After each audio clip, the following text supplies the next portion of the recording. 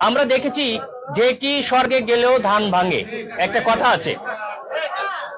একইভাবে দীর্ঘ 15-20 বছর ধরে আমাদের রাষ্ট্রীয় যন্ত্রের মাধ্যমে ফ্যাসিস্ট সরকার কিছু তৈলবাজ এবং প্রশাসনিক কিছু লোক তৈরি করেছে, যারা এদেশের সুন্দর পরিবেশকে ধ্বংস করার অলরেডি পায়তারা করছে।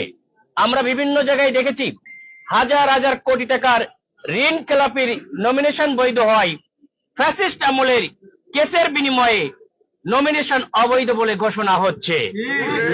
সুতরাং এই ফ্যাসিস্ট আমলের যে একটা কারখানায় যে তৈরি করা, যে ফ্যাসিস্ট যারা তৈরি করে সরকারের মধ্যে থেকে, তারা নতুন করে আবার উজ্জীবনা নিয়ে সামনে কাজ করার স্বপ্ন দেখছে। আমরা অবজার্ভ করছি ইয়ং জেনারেশন, তাদেরকে ক্ষমা করে তাদেরকে ভালো হওয়ার জন্য জাতি সময় দিয়েছে। যদি তারা ভালো না হয়, আগামীতে তারা এমন শাস্তির আওতায় আসবে, তাদের দেখে নতুন করে শিক্ষা নেবে। আর আমরা যদি পাশ করি, আমি কথা দিচ্ছি এই ফ্যাসিস্ট তৈরির কারখানা পুরা ভেঙে ফেলবো ইনশাআল্লাহ।